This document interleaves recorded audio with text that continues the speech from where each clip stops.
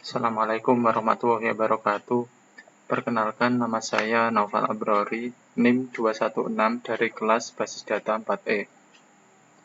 Jadi berhubung NIM belakang saya, angka belakang NIM saya adalah 6, jadi di sini saya membuat sebuah database modeling tentang sistem manajemen laundry. Jadi di sini saya sudah membuat beberapa entitas, ya, jumlahnya adalah 9 entitas.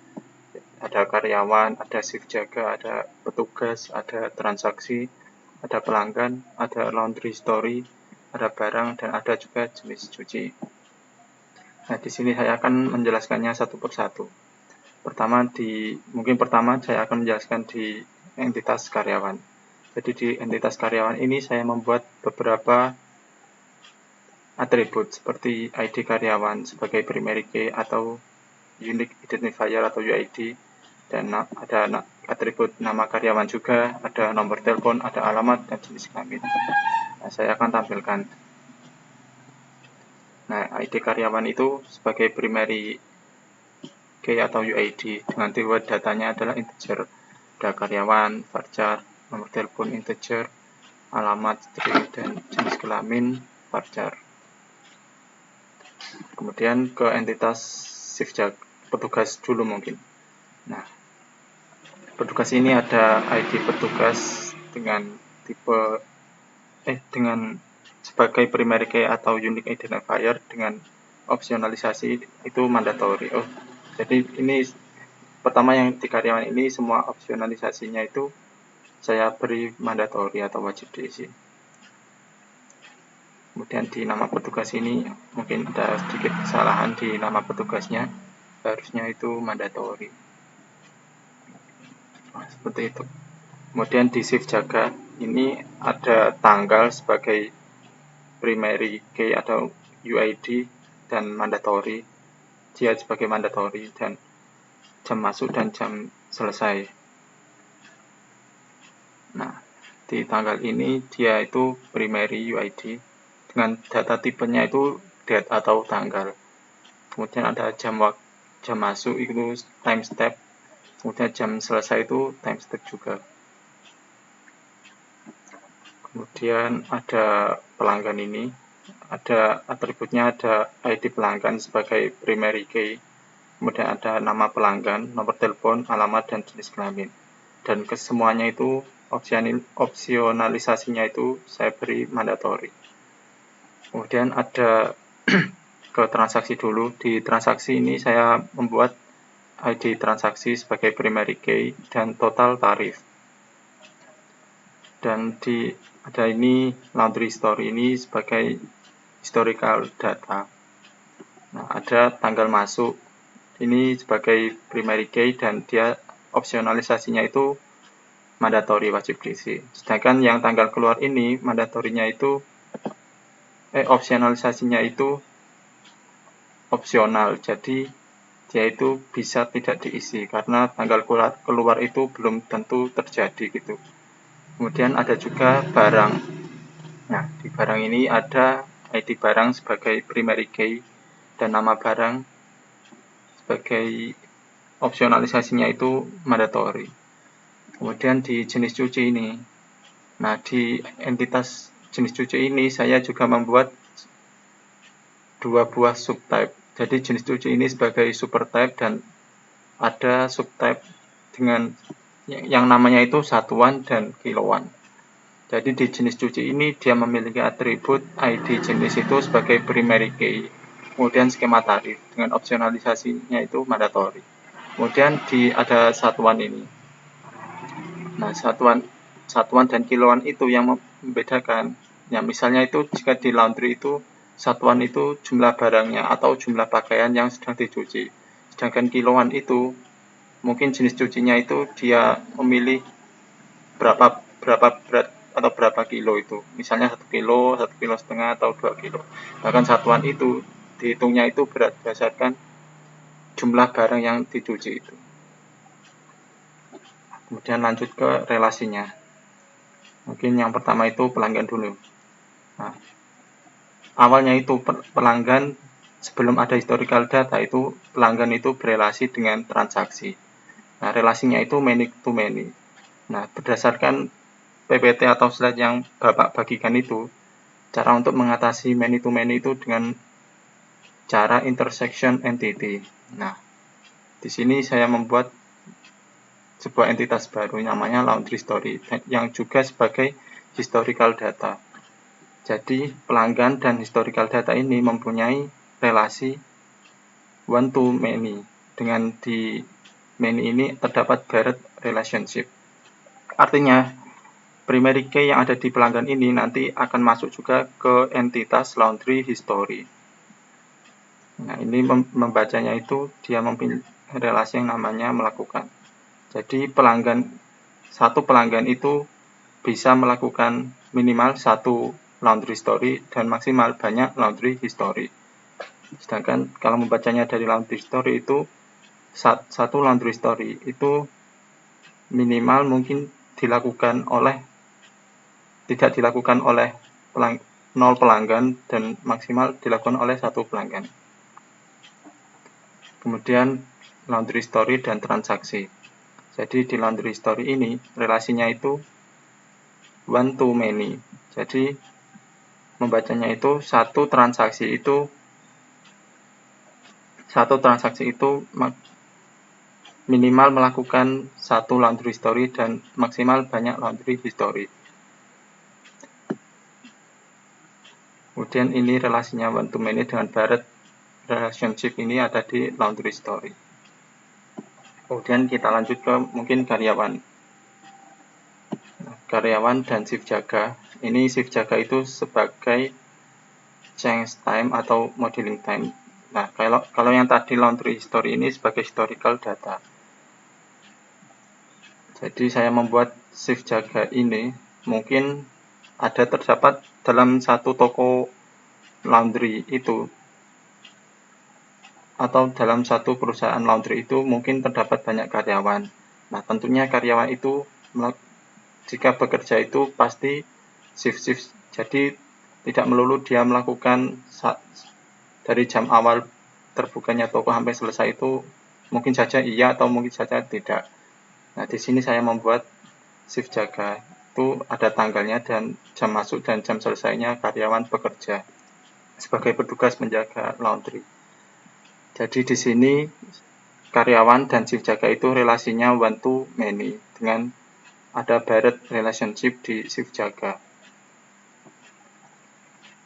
Jadi shift jaga ini nanti dia akan terdapat primary key ID karyawan. Begitu juga yang ID petugas ini nanti akan masuk ke shift jaga karena di shift jaga ini terdapat direct relationship. Nah, ini karyawan dan shift jaga ini relasinya one to many. Jadi membacanya itu satu karyawan maksimal mengerjakan atau memilih minimal satu shift jaga dan maksimal banyak shift jaga. Kemudian petugas dan karyawan juga relasinya one to many. Di satu petugas itu minimal melakukan satu shift jaga dan maksimal melakukan banyak shift jaga. Kemudian ada petugas dan transaksi. Ini relasinya namanya melayani. Relasinya itu petugas dan transaksi itu relasinya one to many. Jadi membacanya itu satu petugas minimal itu melayani satu transaksi dan maksimal melayani banyak transaksi. Kemudian ada transaksi dan juga barang ini. Nah, ini relasinya juga one to many. Jadi membacanya itu satu transaksi minimal memiliki satu barang dan maksimal memiliki banyak barang.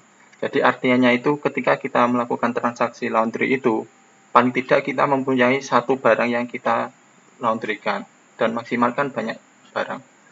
Dan di barang juga ini ada jenis-jenis barang atau nama barangnya yang sedang nanti kita cuci. Kemudian barang dan jenis cuci. Nah, barang dan jenis cuci ini relasinya one to one. Jadi saya memilih relasi one to one ini karena saya berpikirnya itu satu barang yang sedang dicuci itu atau kumpulan barang yang sedang dicuci itu paling tidak memilih satu jenis cuci. Nah, jenis cuci yang dipilih itu bisa satuan dengan cara hitung itu jumlah barang yang sedang dicuci maupun kiloan, yaitu berat barang yang sedang dicuci. Itu. Jadi ini ERD tentang sistem manajemen laundry. Ini historical datanya. Nanti dia akan merekam tanggal masuk dan tanggal keluarnya kita melakukan laundry. Misalnya sekarang tanggal 10. Nah, tanggal masuk laundry itu tanggal 10. Nah, tanggal keluarnya itu misalnya nanti tanggal 12 atau 13. Dan tanggal keluar ini opsional, bisa tidak diisi. Kemudian ada change time ini, shift jaga. Mungkin fungsi dari change time atau shift jaga ini nanti juga dapat dilakukan untuk menghitung gaji karyawan. Kemudian ini ada subtype-nya. Saya membuat di jenis cuci dengan subtype, satuan, dan kiloan, seperti yang sudah saya jelaskan tadi. Nah, ini yang ERD atau Entity Relationship Diagram. Kemudian kita masuk ke Physical Data Model. Nah, ini terkait dengan primary key dan foreign key. Jadi, kita mulai di mungkin karyawan dan shift jaga ya. Jadi di karyawan ini primary key-nya yang seperti yang tadi ada ID karyawan. Ini sebagai primary key. Nah, ini PK atau primary key ID karyawan. Kemudian di shift jaga ini, berhubung dia menggunakan Barrett relationship, maka di shift jaga ini primary key-nya tetap sama seperti yang ada di ini, ada tanggal sebagai primary key. Kemudian ada foreign key karena kalau yang Barrett relationship ini, maka dia primary key yang ada di karyawan akan masuk ke shift jaga. Nah, di sini ID karyawan. Nah, karena dia aturan relasi di physical data model itu foreign key akan masuk ketika entity itu di sampingnya itu many. Nah, berhubung di sini shift jaga itu di sampingnya many, maka dia akan mempunyai foreign key dari primary key ID karyawan. Nah, ini ID karyawan akan menjadi foreign key di entitas shift jaga. Begitu pula relasi shift jaga dengan petugas. Di shift jaga ini ada Barrett relationship, maka primary key ID petugas ini akan masuk ke shift jaga. Ini ID petugas. Dan juga primary key yang ada di petugas ini nantinya dia akan menjadi foreign key juga di shift jaga. Nah, itu petugas ID atau ID petugas ini. Nah, untuk yang di petugas ini dia ada primary key bawaan, masih bawaan seperti yang di ERD juga, yaitu ID petugas sebagai primary key. Kemudian kita lanjut ke pelanggan dulu mungkin. Nah, di pelanggan ini untuk primary key-nya juga masih bawaan karena dia berrelasi dengan laundry story itu dia relasinya one. Sedangkan laundry story ini many. Nah, untuk yang di laundry story ini ada perubahan yang cukup banyak. Jadi dia mempunyai primary key seperti yang ada di ERD juga tanggal masuk. Nah, tetapi dia juga memiliki foreign key dari pelanggan ini juga. Karena dia relasinya many, maka dia akan mengambil primary key dari pelanggan sebagai foreign key di laundry story, yaitu ID pelanggan ini sebagai primary key. Nah, ini juga dia sebagai Barrett relationship, maka dia akan mengambil primary key yang ada di pelanggan, dia akan memasukkan di laundry history sebagai primary key. Jadi ID pelanggan di laundry story ini menjadi primary key dan foreign key. Nah, kemudian laundry story dengan transaksi itu hampir sama. Jadi dia primary key yang ada di transaksi ini akan ada juga di laundry history karena dia Barrett relationship. Dan juga dia di transaksi ini akan menjadi foreign key di laundry story karena dia relasinya adalah many. Nah, kemudian lanjut ke petugas dan transaksi. petugas dan transaksi ini relasinya one to many dengan ada paired relationship di entitas transaksi. Jadi dia akan mengambil ID petugas ini sebagai primary key. Kemudian ada lagi transaksi. Dan juga karena ini many, maka ID petugas ini akan menjadi foreign key. Nah, untuk yang transaksi dan barang, ini relasinya one to many dengan ada paired relationship di entitas barang. Maka primary key yang ada di transaksi ini, dia akan ada juga di entitas barang. Nah, ID transaksi ini sebagai primary key. Kemudian foreign key-nya dia juga akan ada ID transaksi karena dia relasinya many. Kemudian kita lanjut ke barang dan jenis cuci. Barang dan jenis cuci ini relasinya ada ARS ini.